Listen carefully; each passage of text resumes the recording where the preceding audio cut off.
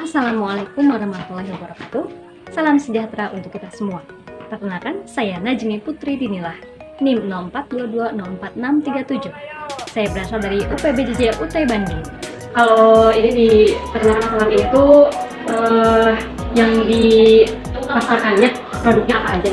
Yang pertama susu kambing. Iya. Susu kambing ada yang kedua dari burung dokter. Di dokter kan kita pakai obat dokter nih. Nah dia menjual harganya. Kita tidak bibit.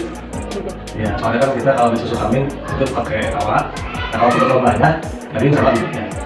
Kalau susu itu diolah lagi apa di yogurt? Kalau susu nggak kita boleh tidak? Susunya aja ada di sana. Oke. Kalau potensi pasarnya Kalau gimana? di pasar, nah kalau susu kambing, nah kita target kita itu adalah ibu-ibu menyusui, balita, sama orang-orang yang membutuhkan. Makanya dan orang kaya. Yang menyusulan itu yang butuh sama yang berlebihan. Iya. Karena penyakit paru, lambung, nah itu pasti. Cuman kita juga kan yang murni. Nah itu jadi kita yang targetnya yang murni.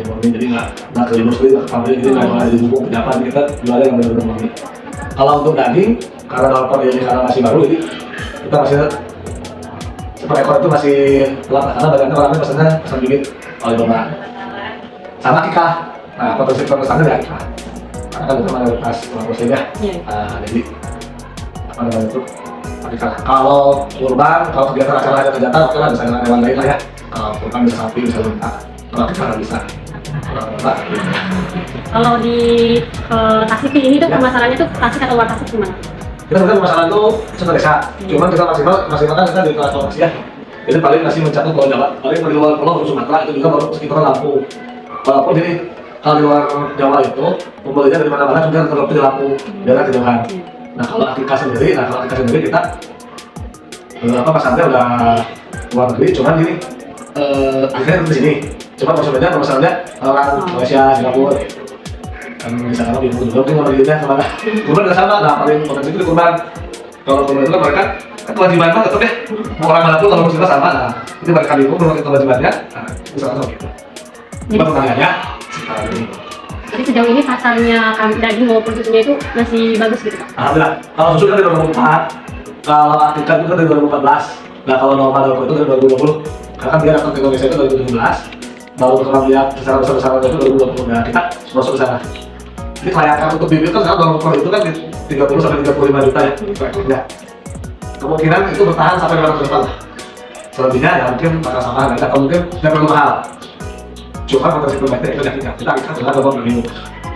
Ya beda. Kalau susu itu harganya gimana? Kalau susu kita bisa memotongnya 10.000, isi 200 ml. Jadi susu berarti sejauh ini juga bagus pasarnya di sini gitu? Justru sekarang itu yang kacau ya, bukan kacau sih ya. Angka dilema itu yang industri.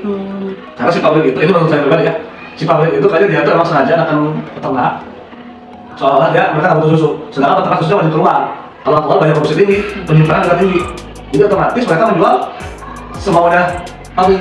Makanya sampai 10.000 per liter kan nggak kayak siapa kalau susu kami harga segitu kan gitu. Dan susu dari kami ini udah mahal gitu. Jadi mereka itu ternyata jangan mulai. Kalau mulai industri gitu kita dibentuk oleh pasar. Kalau kita jelas agar UMKM lah, tapi saya kan lebih apa ya? Ketemu mulai kan ketemu mulai. Kalau yang lain bersama kan dia silakan aja main-main itu kalau untuk UMKM lebih baik punya minimal tercukupi lah kehidupan kita sehari-hari. Karena kalau potensi dengan 6 ekor kambing itu ya, 6 ekor kambing potensi penghasilannya itu sehari itu bisa 240.000 bahkan 300.000 ya. Kalau ada 10 aja, 10.000 per hari dipotong operasional. Kalau operasional lengkap, kalau 100.000 operasional sehari misalkan, kita bisa 150.000, itu cuma 6 ekor. Karena 4 juta sekian ya cukup. Kalau menurut saya dengan ngurus 6 ekor, kita nggak capek, jadi banyak waktu yang tersisa, itu kan lebih produktif. Walaupun kami pakai untuk produktifan juga, menurut saya cukup, menurut saya. Kalau permintaan pasar nih, ada kekurangan atau gimana? Untuk apa nih? Daging maupun susu? Kalau daging, karena kita premium ya, kita kan kalau di pasar kan 130.000 per kilo. Kalau saya jualnya malah 400.000 per kilo, karena berbeda. Jadi sebenarnya permintaan banyak, ya cuma emang kita membalas juga kan maunya masyarakat, disayang kita kalau beli malah. Jadi sebulan itu paling 2 ekor, 3 ekor, kan kita jualnya ke orang. Kalau untuk Akikah, kita dibantu oleh pasar, petani lokal. Karena kita juga nggak banyak, kalau Akikah sehari 3 orang. Sehari 3 orang, cukup. Ini bisa berbagi lah dengan yang usaha-usaha lainnya. Jadi bekerja sama gitu ya sama yang lainnya. Ya, jadi intinya saya udah target 3 orang per kali udah. Kalau untuk strategi pemasaran nih, Strategi gimana? pemasaran kita media sosial sama apa ya? Kan doi kita komunitas tempat dengan dinas untuk mengadakan kelompok kan. Itu kelihatan dari kerja samanya. Apakah silaturahmi dengan mereka pada pembantu kebijakan Iya. dengan kartu-kartu dewan, kartu-kartu SPSS itu Iya. ya kita masuk juga. Tapi yang paling besar di media sosial kita pakai di YouTube sama di Instagram. Kalau untuk pakan nih, pakannya apa aja, terus pengolahannya ada yang diolah gimana gitu dengan apa gitu? Kalau pakan kita ada rumput sama sentral. Kalau rumput kita pakai rumput kacau, tanam kacau ada rumah di sana. Sama sentral sama ya, kalau hasil rumput ya, karena kalau itu isi hasil. Tapi kalau untuk apa namanya itu? Jadi wilayah kita pakai rumput aja. Kita masih aman kok sama rumputnya alhamdulillah. Berarti alat yang dipakai itu cuma apa aja tuh Pak? Kalau untuk apa? Untuk pengolahan pakan? Makan chopper aja. Apa aja? Chopper mungkin sabit dan gitu kan. Untuk panen untuk apa? Yang paling itu ya golok sama sabit buat panen. Chopper buat mobil itu. Ya udah, mobil. Kalau pengelolaan stok pakan gimana tuh Pak? Kalau kita kan pengelola stok pakan itu kan jelas ya. Cuman itu kalau kelebihan, karena kita kan kalau di breeding itu kita tetap jadi kita stok pakannya itu kan di masing-masing rumput itu kan kita panen 3 hari sekali. Itu udah pernah kita ya udah kita panennya. Jadi kalau untuk jangka bulanan ya, bulanan tahun kalau itu dulu silase. Tapi silase itu biasanya kita targetnya di bulan-bulan puasa sampai bulan Adha. Nah itu jadi sebelum puasa sampai beres Idul Adha. Itu stok, karena kita di situ tujuan pembangunannya nggak ada di luar juga. Jadi nggak. Kalau untuk sehari-harinya kita perlu sehari setiap hari. Kalau untuk pemerahan susu manual atau pakai? Kita itu normal, karena kita nggak kalau susukan itu kan tanpa diolah ya, langsung disaring murni, masukin besar itu olahannya di rumah aja. Nah, tidak baik.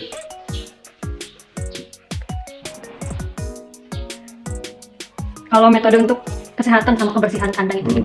Kalau untuk kita batasi per 3 bulan, penggantian rutin seminggu sekali, sama potong kuku, potong cukur rambut, vitamin lah, mungkin vitamin itu ada untuk yang kalau untuk sanitasi kebersihan kan ya. Kalau jadwal kegiatannya apa namanya tenaga kerja gitu Pak, dalam satu hari apa aja dari? Oh, Dia jam 6 sampai jam 7 karena di kandang ya, kena jam 6 sampai jam 8. Dia itu dalam sampai jam 8 itu kan bersih-bersih kandang, kasih makan, mengasih susu. Nah, dari jam 8 sampai 11, setengah 9 sampai istirahat sebentar, semuanya ya, seperti itu. Jam 9 sampai zuhur, sampai rumput, dari zuhur sampai jam 2 istirahat, masih minum, masih apa, sebentar asar, kasih makan yang kedua. Udah, istirahat. kalau struktur organisasinya Pak, misalkan apa tenaga kerja ada berapa gitu? Ya tenaga kerja ada 3 orang, kalau di sini kita gini, kandang ini populasinya kan berapa ya? 90 ya, 90 orang itu mungkin 20 orang. Jadi per lokasi itu 3 orang. 3 orang yang rencana kerjanya itu 3 orang. Itu 1 orang. Bagaimana? Kalau di populasi kan 1 orang megang kambing, 1 orang megang domba, 1 orang lagi untuk usia. Cuman kerjanya udah sama aja, sama-sama aja. Cuma untuk pekerjaannya seperti itu. Jadi kalau ini kambing ini, itu salah 1 orang aja. Cuma maksudnya berapa? Gitu. Kalau untuk legalitas produknya udah ada Pak? Legalitas produk, kita kalau dari dulu belum ya. Karena saja kita mau UMKM. Iya. Coba kalau perusahaan kita nggak ada. Udah ada. Jadi bentuknya apa Pak? CP, CP, lulus seselam. Kalau untuk pengolahan limbahnya gimana? Nah, pengolahan limbah kita implementasi biasa pakai mobil trip. Kita ada yang dijual utuh, ada yang dijual semua tempat tertentu permintaan.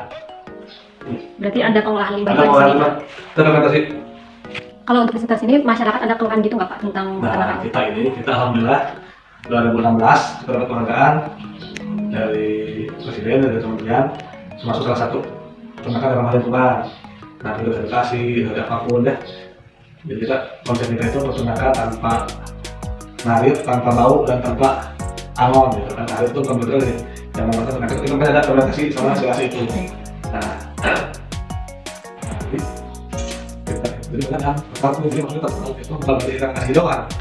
Nah, kita lihat sama lingkungan karena ada sifat hidup orang apa jadi dengan pertamanan kota, dengan perkebunan. Kita kadang kalau 5 gigawatt, 2 menit ya dengan 5 itu. Tempat lain lingkungannya sih kita makan, kita juga makan tempat. Nah itu dia. Itu tanpa angon, maksudnya gimana? Jadi kita yang paling diaktifkan di kandang aja gitu. Tapi mereka juga nggak surprise atau mau itu yang pertama kalau mau kita benar-benar pas edukasi kebersihannya benar-benar dijaga, kotorannya benar-benar diolah sama kita. Ya kan? Ini kan dan itu kan ada kondisi juga, ini kan tanda-tanda hewan ternak itu kan apa? Hewan-hewan apa itu kan nggak bersih. Nah, makanya belum tahu. Jadi alhamdulillah. Oleh itu berapa penghargaan lah. Satu-satunya akan lumayan besar ya di perumahan. Kalau kamar itu kan kandang itu kan dilema. Mau dekat nggak keluar kan, mau jauh dilema dengan kecuali gitu. Nah ini harusnya solusinya ini.